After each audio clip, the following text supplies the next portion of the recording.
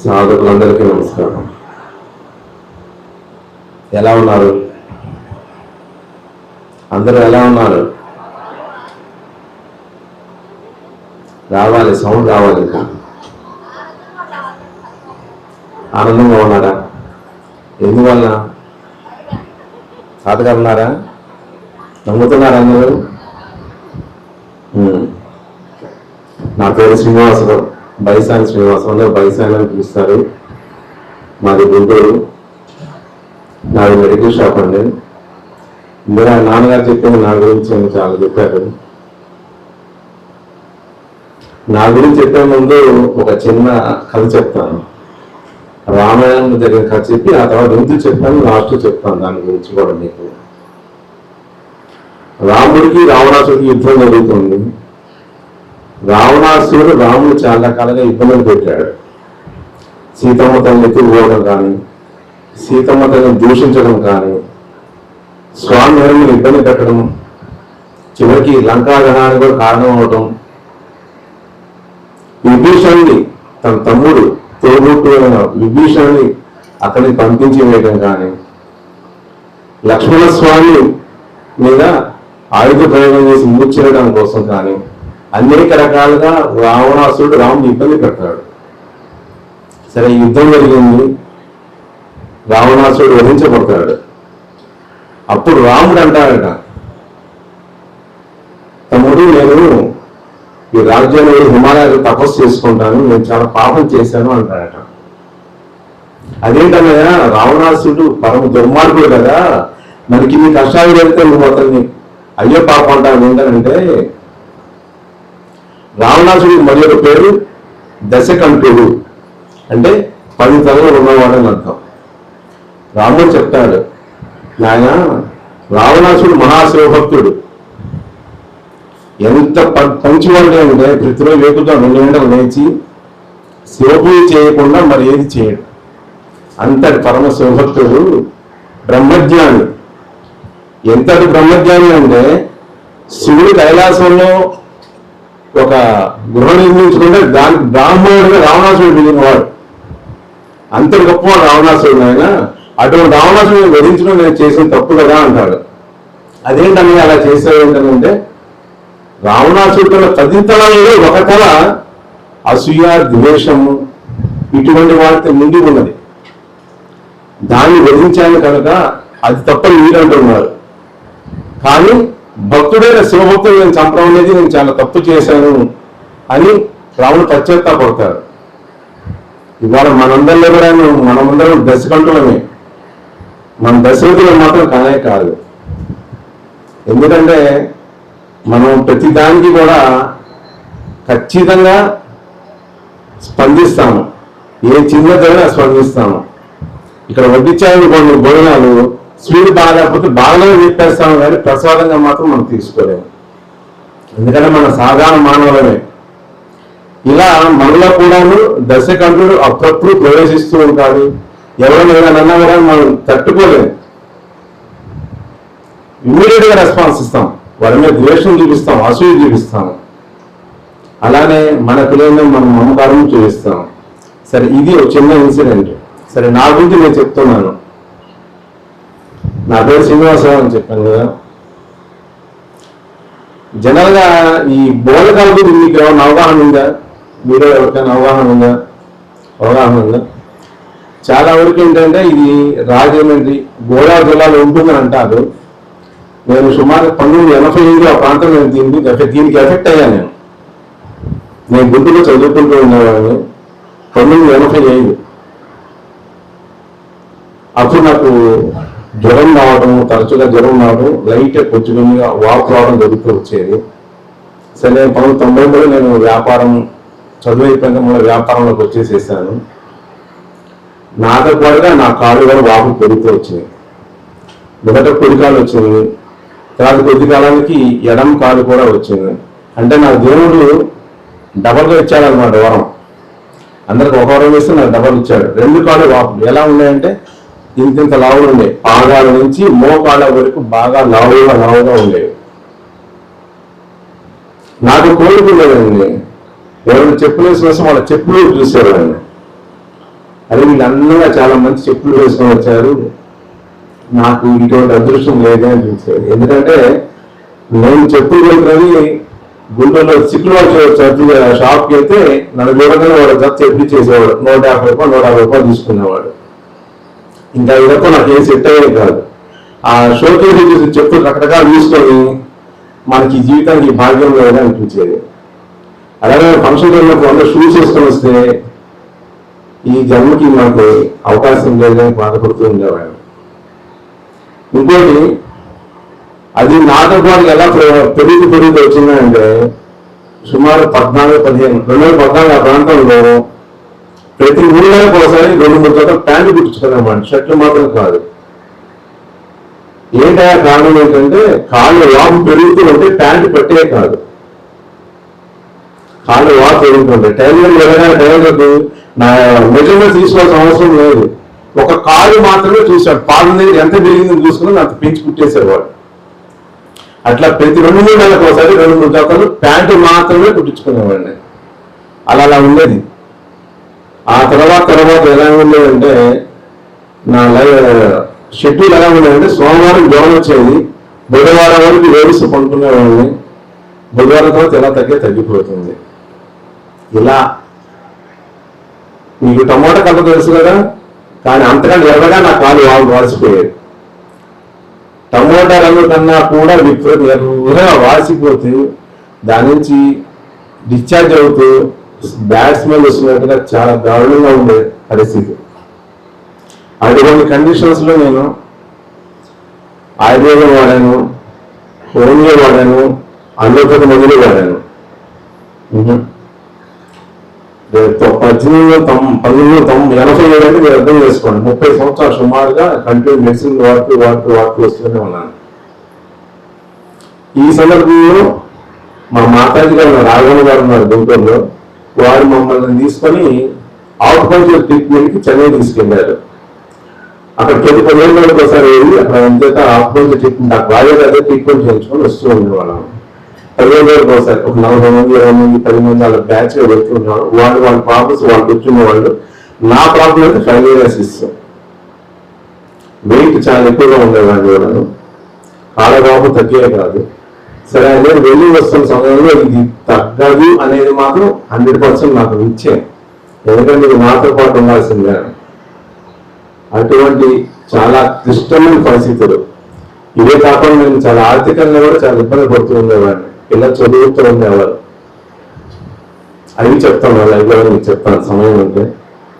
ఇటువంటి చాలా అనారోగ్యకరమైన పరిస్థితులు, అటు ఆర్థికంగా, ఆరోగ్యపరంగా, వ్యాపార పరంగా చాలా ఇబ్బందులు ఉండే పరిస్థితుల్లో షాపులో గుమ్మస్థానం పెట్టుకుంటే 300 రూపాయలు జీతం వాళ్ళకి వస్తుంది. నేను మావిడ షాపు కూర్చుకునేవాళ్ళం, చిందించుకోవడానికి కూడా మాకు అంత అవకాశం ఉండేది కాదు. అంటే ఫైనాన్షియల్ గా అంత ఇబ్బందిగా ఉండేది. గుమస్తాకు 700 రూపాయలు జీతం ఇవ్వాలని కష్టమే మేమే చేసుకునేవాళ్ళం. బిజినెస్ అంత ఘోరంగా ఉండేది. ఇట్లా ఆర్థిక పరంగా ఇబ్బందులు, పిల్లవాళ్ళు చదివించుకోవాలి అంటే డబ్బులకి ఇబ్బందిగా ఉంటే మా నాన్నని అడిగి అప్పు తీసుకొచ్చుకొని పిల్లవాళ్ళ ఫీజు కట్టుకున్నాను నేను.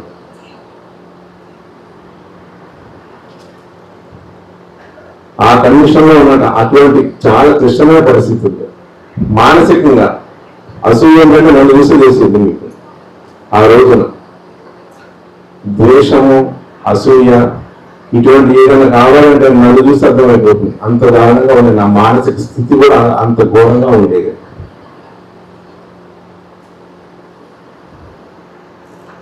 ఇంటి పరిస్థితులు కానీ అన్ని ఏది సవ్యంగా ఉండేది కాదండి. ఇప్పుడు గుర్తించుకుంటే అది నిజంగా నా గతంలో ఇదంతా అనిపించేంతగా ఉండేది.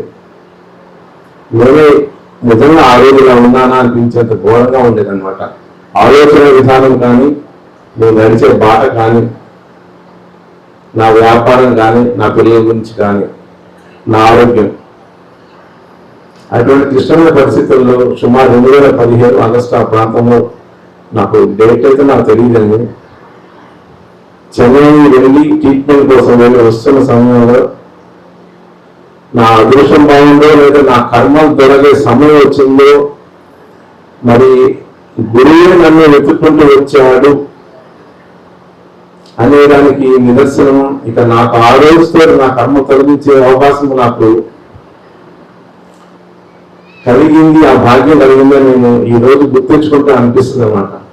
ఆ రోజు నాకు నా జీవితం మర్చిపోలేని రోజు. ఒక గొప్ప మహానుభావం దర్శించుకోగలిగాను, నా జీవితమే మారిపోయింది.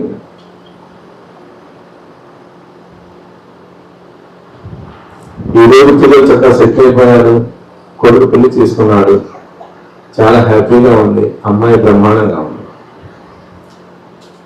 ఆ మహానుభావుడు దర్శనం జరిగి ఉండకపోతే నా జీవితం మళ్ళీ అలానే అతలాకుతలంగానే ఉండేది. వారే నాన్నగారు రాంపూర్ రెడ్డి గారు.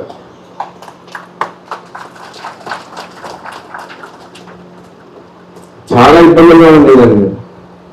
ఆ రోజు ట్రైన్లో పరిచయం అయ్యారు. ఆ పరిచయం ఈ రోజు వరకు కూడా ఆయన పాదాలు వదలకుండా ఉండగలగడానికి కారణం వారిచ్చి నాకు ఇచ్చిన అవకాశం తప్ప నాదైతే కానే కాదు.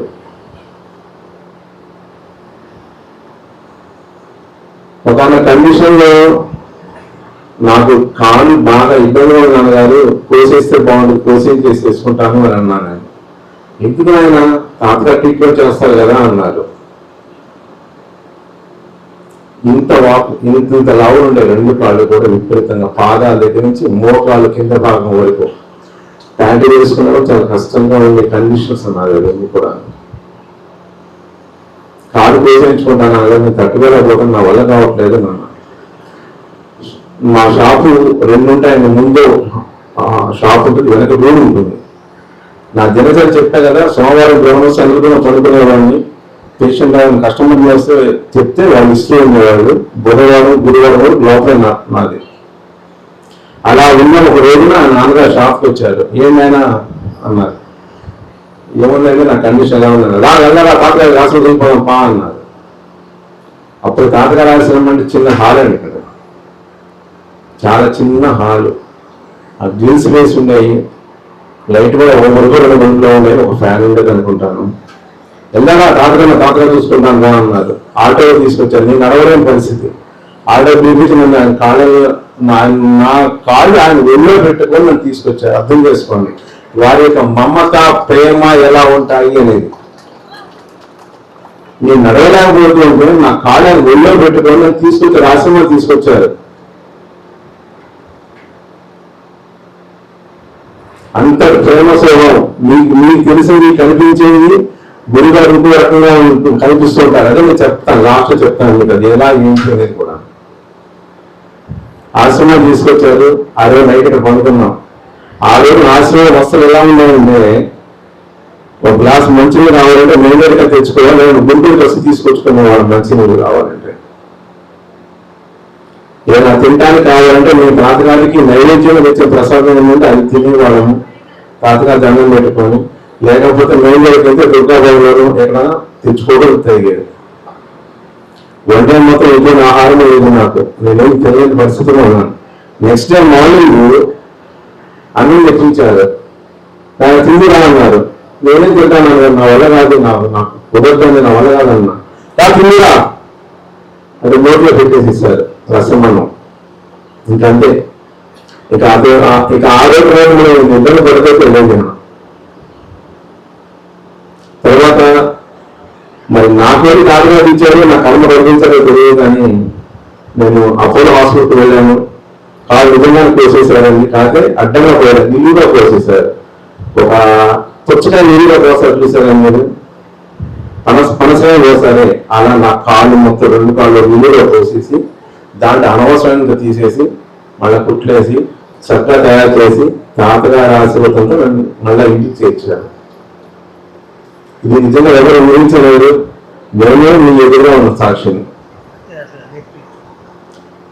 అప్పుడు ఆపరేషన్ కోసం చెన్నైలో ఉన్నప్పుడు హాస్పిటల్ అడ్మిట్ అయి ఉన్నాను. నాన్నగారు ఫోన్ చేశారు. ఏం జరుగుతుంది అక్కడ అన్నారు. నాన్నగారు రేపు ఆపరేషన్ చేస్తాన్నారు అన్నా. అర్జెంట్ టికెట్ నేను కూడా రావాల్సిందే అన్నారు. మీరేంటండి ఇక్కడ దాకా వస్తారు, వద్దులేండి అన్న. చెప్పించాను ముందు టికెట్ లేదు, నేను వచ్చేసిన బయలుదేరాల్సిందే అన్నారు. సరే టికెట్ చేస్తే అదే రాత్రి ఇక్కడ రావడం జరిగింది. ఇప్పుడు థియేటర్లో తీసుకొచ్చి రూమ్లో షిఫ్ట్ చేసి ఉంచారు. విపరీతమైన కాలు పోదు తట్టుకోలేకపోతున్నాను. ఎవరికి మెడికల్ నాలెడ్జ్ కూడా నేను నర్సు రిక్వెస్ట్ చేశాను, అమ్మ నాకు ఒక టర్మినల్ ఇంజక్షన్ చేయమ్మా, నెత్తి వెళ్తే నిద్రపోతానంటే కుదరదు, డాక్టర్ గారు ఒప్పుకోరు, భరించాల్సిందే అని. నేను తట్టుకోలేకపోతున్నాను అంటే డాక్టర్ గారు ఒప్పుకోరు, నేను చేయమని ఎప్పుడు చేయమన్నారు. విపరీతంగా పోదు తట్టుకోలేకపోతున్నాను. నాన్నగారు వచ్చారు, ఏమైనా ఎలా ఉన్నా ఉన్నారు, ఆపరేషన్ చేశారు కానీ నెత్తి తట్టుకోలేకపోతున్నాను అన్నాను. తగ్గిపోతుందే అని అలా బిల్లు రాశారు. అదే మాట్లాడుతూ ఆసక్తంగా మాట్లాడుతూ చేస్తూ ఒక పాలంతో వెళ్ళి నాన్నగారు బయట పడుకున్నారు. ఇక అంతే ఎలా నిద్రపోయినా నాకు తెలియదు విధంగా. అసలుకి సర్జరీ కదా మొత్తం 18 కుట్లు పడ్డాయి పైన, మోకాల నుంచి కింద వరకు కోర్సు పడింది సార్. ఎక్కినట్టు తిరిగి నిద్రపోయినట్టు మళ్ళా నాన్నగారు పొద్దున వచ్చి ఏమైనా ఎలా తగ్గిందా అని పని లేకుండా నాకు మెలుపు కూడా లేదు. మామూలుగా 3 రోజుల దాకా బెడ్ నుంచి కింద దించలేదు, ట్రైన్ వేసి ఉంటుంది, పైప్ వేసి ఉంటుంది, దించదు. అటువంటిది నెక్స్ట్ డే మార్నింగ్ డాక్టర్ గారు వచ్చేసి శ్రీనివాస్ హౌ ఆర్ యూ అన్నారు. ఐఎమ్ హ్యాపీ, బాగుంది, చాలా బాగుందని అన్నా. అయితే నేను తిరుగు అన్నారు. మరి 3 రోజుల అన్నారు లేదన్నా, నువ్వు బాగానే ఉన్నావుగా లే. నెక్స్ట్ డే మధ్యాహ్నం నన్ను తిరిగి నడమ్మన్నారు పరిచయం. నెట్కి దిగిపోయిందండి.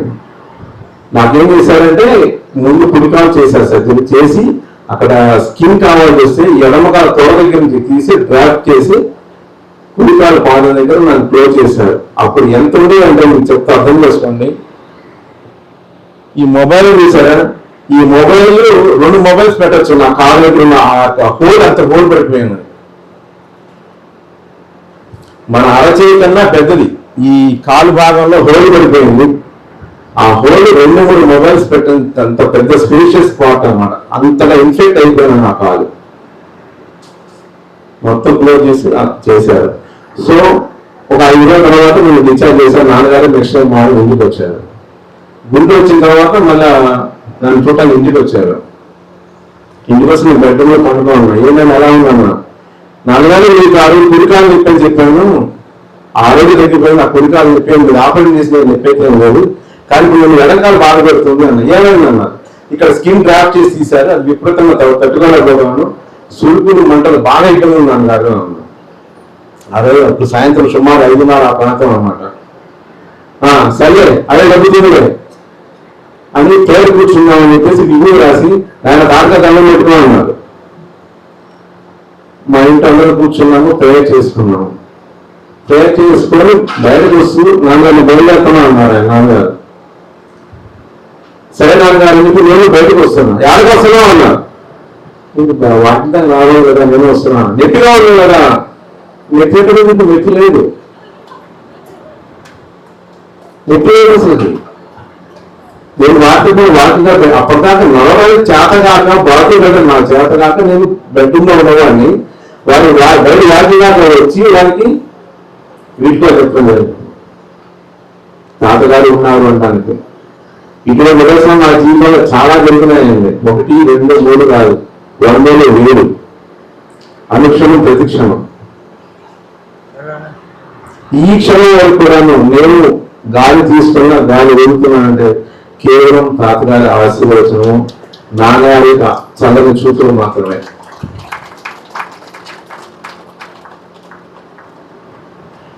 నా కొడుకు ఎస్ఆర్ యూనివర్సిటీలో చదువుతున్నప్పటి నుంచి ఈవినింగ్ ట్రైన్కి చెన్నై వెళ్ళానండి. రోజు వెళ్ళినప్పుడు వాడు ఉండే ప్లేస్ యూనివర్సిటీ నుంచి గిల్లి అనే ప్లేస్ దిగాలి, గిల్లి నుంచి రామాపూర్ లోపలికి వెళ్ళాలి. ఒక 4 కిలోమీటర్ల లోపలికి ఉంటుంది అనమాట. అంటే అనుగ్రహం ఏ విధంగా మన తాతగారు మనం కాపాడుతారు చిన్న చిన్న నిదర్శనాలు చెప్తాను మీకు.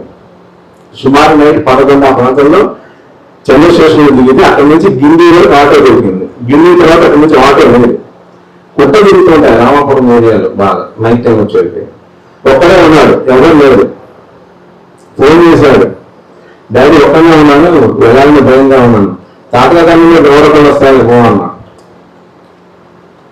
కేవలం 2 నిమిషాలు నన్ను ఎవరో ఒక వ్యక్తులు చేసి నాయన బెల్లెత్తావా నాకు తీసుకెళ్ళి యూనివర్సిటీ దింపేశారు.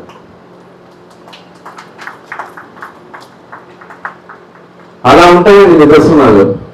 నా కూడి సీటు కోసం వెళ్తే కౌన్సిలింగ్ జరుగుతుంది. ఇక్కడ అడిగా నాన్నగారు ఇట్లా మరి మన శ్రవంతి మీద చేరుద్దాం అనుకుంటున్నాను అంటే తాతను అడుగుతాడు నా ఏమైందని వెళ్ళిపోతానే అన్నారు. నేను ఇక్కడ లోపల ఎంక్వైరీ చేశాను, అమ్మాయికి కాదు సీట్ వచ్చే అవకాశం ఉందా అంటే సమస్య లేదు, మీ అమ్మాయికి అంత క్వాలిటీ లేదని అన్నారు. మేము కోయంబత్తూరు సీట్ కావాలని మేము కోరుకున్నాము, అనుకున్నాం అంతవరకే. నాన్నగారికి ఇస్తాను పో అన్నారు. బెంగళూరులో రాదన్నారు, చెన్నైలో రాదన్నారు, కోయంబత్తూరు అసలు ఛాన్సే లేదన్నారు. అటువంటిది లాస్ట్ 2 సీట్లు ఉండగా నాన్నగారు ఫోన్ చేశాను, నాన్నగారు ఇట్లా 2 ఉన్నాయి, మరి శ్రవంతి కోయంబత్తూరు కావాలనుకుంటున్నానంటే తాతగా రాజేశారు, ఆవిడ మీ అప్లికేషన్ ఫిల్ అయిపోయింది, ఏం కావాలి సంతకం మీదే చేస్తారు అన్నింట్లో అన్నారు. నెక్స్ట్ మినిట్ లో మేమే కూర్చోవడం, కౌన్సిలింగ్ లో కోయంబత్తూరు సీట్ రావడం, ఆ తర్వాత జాబ్ పెట్టడం, ఇప్పుడు ఎంఎస్ చేయటం, అన్ని అలా వెళ్ళిపోతూ ఉంటాయి. ఎంత హాయిగా ఉంటుంది అంటే తాతగారిని నమ్ముకొని ఈ ఆశ్రమాన్ని నమ్ముకున్న వాళ్ళ లైఫ్ ఎంత హాయిగా ఉంటుందంటే ప్రశాంతంగా మానవ సరోవరం అంటే ఏంటి ఇక్కడ తెలుసుకోవచ్చు. మీరు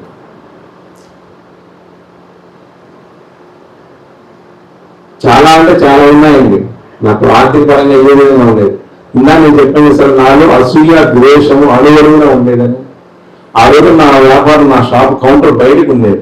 వాళ్ళు మీరు చూస్తుంటే రోడ్డు మీద వ్యాపారాలు ఎలా ఉంటాయంటే ఎంత దగ్గరగా ఉంటే అంత బిజినెస్ ఉంటుంది కాబట్టి బయటకు ఉండేది. బయటకు కూర్చొని పని చేసేవాడిని అంటే ఎదురు షాప్ వాడు ఎవరు వచ్చారు కస్టమర్లు, పక్క షాప్ కొంతమంది కస్టమర్లు వచ్చారు. అదే వాడికి ఇతరుగా నా దగ్గర ఒకటి కూడా రాలేదే, వాడు 100 రూపాయలు పెద్ద క్యారీగా కొనుక్కుంటున్నాడు, అది ఒకటే కొనుక్కోగలుగుతున్నాడే. ఇట్లా పక్క షాపులు వాళ్ళ మీద చూసుకుంటూ నా లెక్కలు తక్కువగా ఉన్నాయి, నేను బాధపడుతూ రోజుకు 2,000 3,000 ఉండేది నా వ్యాపారం. అది నా చెప్పా కదా, 300 రూపాయలు ఊడ్చానికి ఇవ్వాలంటే నా చేత కాక మేము ఊడ్చుకొని నేను నా వైపు ఊడ్చుకునేవాళ్ళం. ఈరోజు కౌంటర్ లోపలికి వెళ్ళిపోయింది, ఏసీ వచ్చింది, చాలా అంటే చాలా హాయిగా. 4 స్టాఫ్ 39,000 రూపాయల శాలరీ నేను పే చేస్తున్నాను ఇవాళ నా స్టాఫ్కి. 300 రూపాయలు నా చేతకాల ఆ రోజున. ఇవాళ 39,000 రూపాయల శాలరీస్ నేను నెల ఇస్తున్నాను నా స్టాఫ్కి. వాళ్ళు హ్యాపీగా చూసుకుంటాను.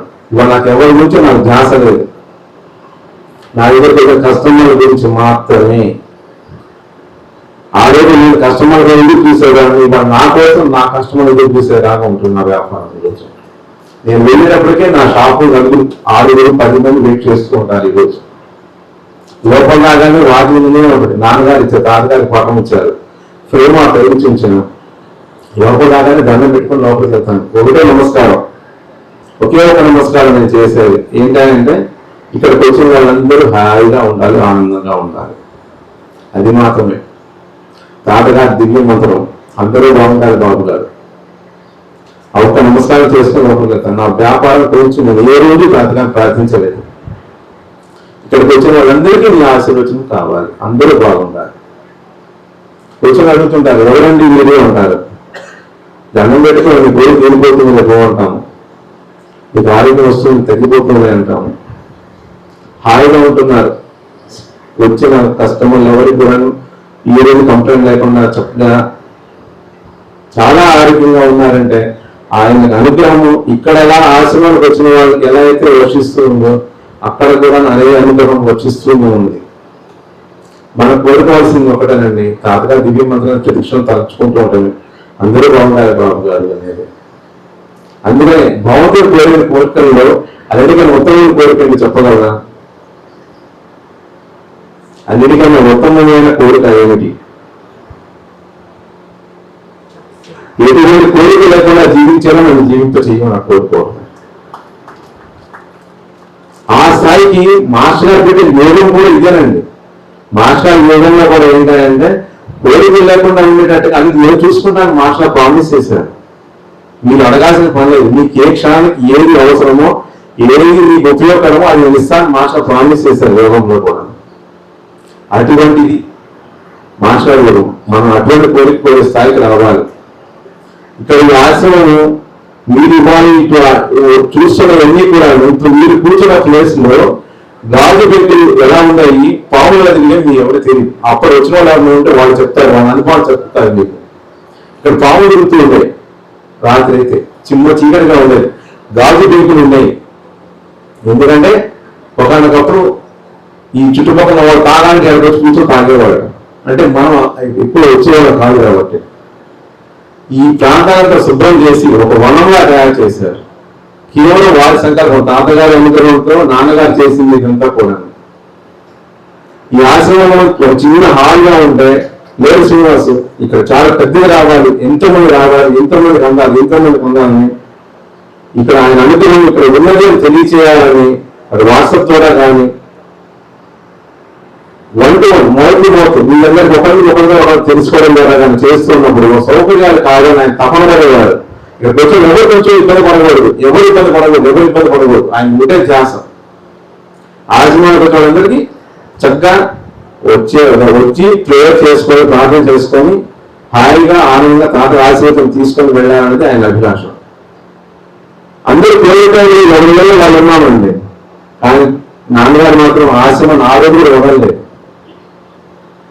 ఆయన ఏం చేశారంటే ఆ కోవిడ్ సమయాన్ని చక్కగా ఆశ్రమం డెవలప్ చేయడానికి ఉపయోగించారు సమయాన్ని.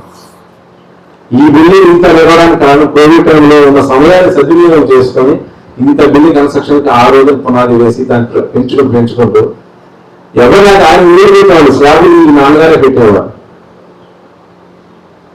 ఈ పైన స్లాబ్ అనేది నాన్నగారు పెట్టింది. ఇంత తప్పన వారు ఇంత చేశారనమాట. ఇదంతటికీ దేని కోసం చేస్తున్నారు?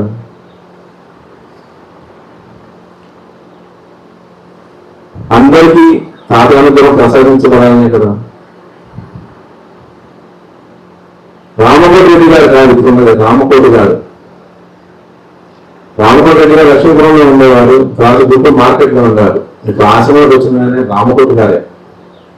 ఇందా చెప్పాను చూసారా రాముడి కథలో రావణాసుడి తల్లిదండ్రులు ఉంటాయని. ఇక్కడికి వచ్చినప్పుడు ఏంటంటే నేను కూడా చాలా మీ సభాముఖంగా చెప్పాలనే ఉద్దేశంతో నేను చెప్తున్నాను. నేను కూడా కొంచెం అపార్థం చేసుకొని కొంచెం దూరంగా ఉన్నది వాస్తవమే. మీ అందరి సాక్షిగా నేను నాన్నగారిని పాదాల పట్ల వేడుకుంటున్నాను. ఎప్పటికీ ఆయన ఆశీర్వచనం అనుగ్రహం మాకున్నాయి. ఈ ఆశ్రమం మా పుట్టితో సమానం. ఆయన పాదాలు మనం ఎప్పుడు వదిలిపోకుండా ఉండాలని మనస్ఫూర్తిగా కోరుకుంటున్నాను. మనం చూసే దాంట్లో రాముడిగా చూడగలిగితేనే మనం యోగ్యత కలిగి ఉంటాం. రాముడు ఏం చూశాడు? రావణాసుడు శివభక్తులు చూశాడు. కానీ మనం ఏం చూస్తున్నాము? వాళ్ళు కోపడ్డారు, ఇది బాగలేదు, అది బాగుంది, ఇవి చూస్తున్నాం. నేను చెప్తున్న విషయం అవి చూడటం మానేద్దాం.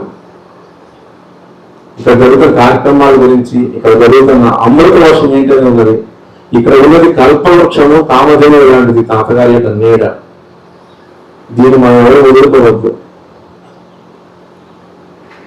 ఎప్పుడు దీన్ని ఆస్వాదించాలి, ఈ అనుగ్రహాన్ని మనం పొందాలి.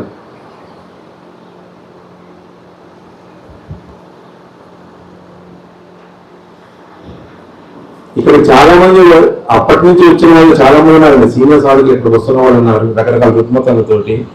వాళ్ళందరికీ కూడా ఎన్ని రకాలుగా శ్రేయస్కరాలు జరిగాయో చెప్పలేము, మాటల్లో చెప్పలేమండి. ఎంతో మంది ఎన్నో రకాలుగా ఇక్కడికి వచ్చిన లబ్ధి పొందిన వాళ్ళు ఉన్నారు. కానీ నేను చెప్తాను అల్టిమేట్ గా మనందరూ గోల్ ఎలా ఉండాలి అంటే మాస్టర్ గారి కోరికలు లేకుండా జీవించే స్థాయికి మనల్ని తీసుకొచ్చి సాధారణంగా మనం గొప్ప స్థితికి వచ్చేలా తయారు చేయాలని, ఆ స్థాయికి మనందరం చేరాలని మనస్ఫూర్తిగా అందరినీ కోరుకుంటున్నాను. సర్వేజన సుఖిన భవంతు, సంస్థ సన్మంగళాన్ని భవంతు. అందరికీ తాతగారి దివ్యాశీస్సు సంపూర్ణంగా ఉండాలి. మాస్టర్ ఎప్పుడు తోడుగా ఉండి అందరినీ కాపాడుతూ ఉంటారు. అది మాత్రం మాస్టర్ గారి శాసనం. నమస్కారం. నాన్నగారు నమస్కారం.